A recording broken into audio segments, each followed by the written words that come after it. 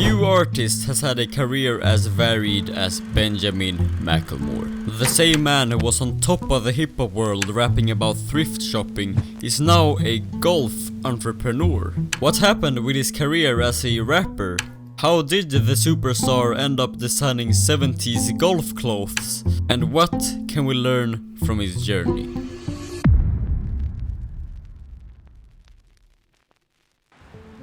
It's a warm summer evening in Seattle, and Ben and his collaborator Ryan Lewis are spending hours in the studio working on their debut album as a duo, soon to be called The Heist. Ben had been trying to pursue a career as a rapper for 15 years already at this point, and was starting to think that the whole thing about being a rapper would be impossible. They had been working on the album for 3 years at this time, and they went all in to make it perfect. They had to establish their names into the industry. It was all or nothing. It had to work out.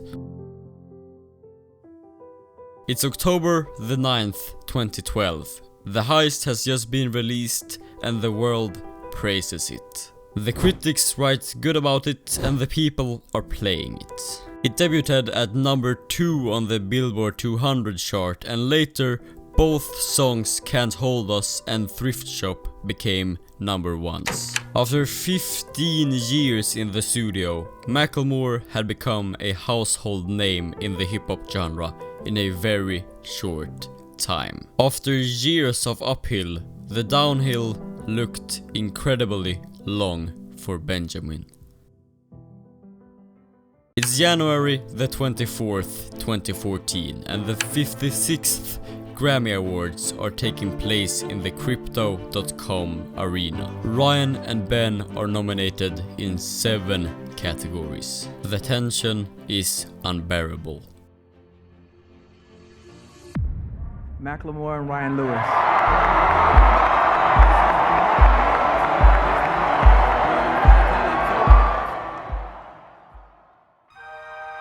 The duo ended up winning 4 categories. Best New Artist, Best Rap Song, Best Rap Performance, and Best Rap Album.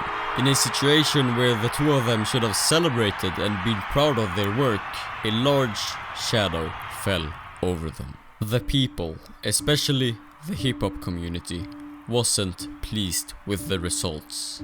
Above all, their win in the Rap Album category. Their album had taken victory over Jay-Z's Magna Holy Grail, Drake's Nothing Was the Same, Yeezus by Kanye West, and most important to mention, Kendrick Lamar's Good Kid, M.A.A.D City. The Heist isn't a bad album, but it happened to win over an album that is considered by many to be one of the best of all time. It wasn't their fault that they had won the award, but they still got the hate for it. Probably out of pure stress, Macklemore posted a message he had sent to Kendrick to keep his name clear from the drama. "You got robbed. I wanted you to win. You should have. It's weird and sucks that I robbed you." I was gonna say that during the speech. Then the music started playing during my speech and I froze. Ben had just taken the step into the mainstream and wasn't ready to lose it all because of winning an award. But this message was just like putting gas to the fire. The hip-hop community thought that apologizing for winning an award is the last thing a hip-hop artist would do. Even Drake commented at the situation. "You won! Why are you posting your text message? Just chill, take your W, and if you feel like you don't deserve it, go get better. Make better music." It felt cheap. It didn't feel genuine. Why do that? Why feel guilt? You think those guys would pay homage to you if they won? Many thought that Ben handled the situation strangely and clearly desperately.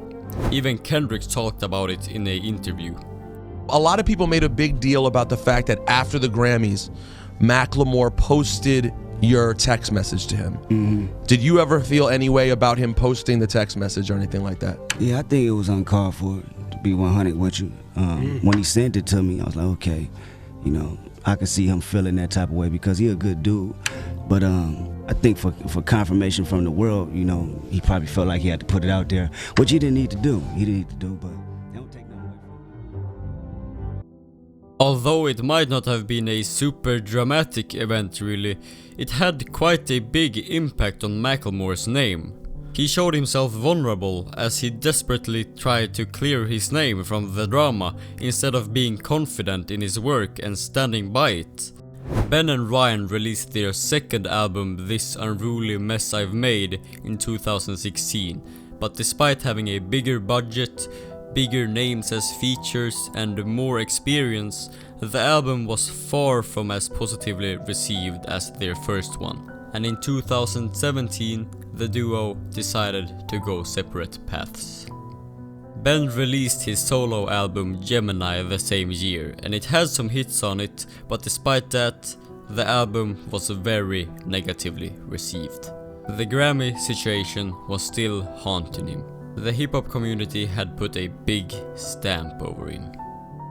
On the surface, everything seemed to have gone wrong for Benjamin. Years of hard work had led to being disrespected by a whole community just because you once won an award and posted a picture you weren't supposed to post. Macklemore had worked for years to be respected by the community he was a part of, and then lost it in a day. His new albums wasn't what the critics wanted, and they wasn't as well received by the masses as his first one. But Ben didn't make the music just so it could be well received. It was all about the love of creating. He made the music he wanted, and now when he didn't have the pressure on him, he could create whatever came to his mind. It's the day after Thanksgiving in 2018. Ben and his friends had nothing to do after the Thanksgiving celebrating, and someone mentioned golf. There he was, standing in a fairway bunker with his hands wrapped around a 3-iron. He slowly lifts the club and follows it gently until the end, and then swings down. He manages to hit right at the club face. What did he just do? He needed to get that feeling back again. And that's where it all started. A short time later, Ben is looking around in a golf pro shop. He loves fashion and he has just become obsessed with the sport of golf. So what does the sport has to offer from a fashion perspective? Not anything good looking. The cuts were the same, it's the same colors and the polos looked the same. Ben's creative mind went on this. There was a big empty hole in golf fashion and he knew he could fill it. Ben went back in time and scouted old pictures of players in the 70s and 80s. Players like Arnold Palmer, Payne Stewart and Lee Trevino used to pull together great looking fits. It was its own aesthetic, but it was so much more originality than nowadays. Ben took all of this as inspiration, and his vision was to create modern, good looking golf clothes with the vintage golf aesthetic.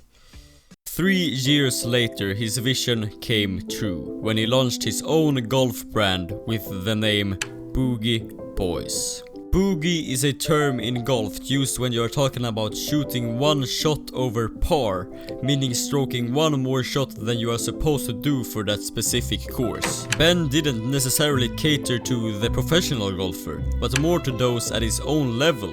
He once and again created something just because he wanted to do it. It's now 2023. Macklemore has released a new solo album and is right now on tour around America performing for the people that enjoys his work. Boogie Boys is doing great and has recently released a collection with Adidas, taking a bigger step into the golf world. What we can learn from this is how important it is to truly do something for the right reason. If you create something that you yourself enjoy, then that's great. Other people's opinions are just a bonus, and if they are negative, they shouldn't get in the way of your enjoyment. Thank you for watching, and thank you Ben for your great work.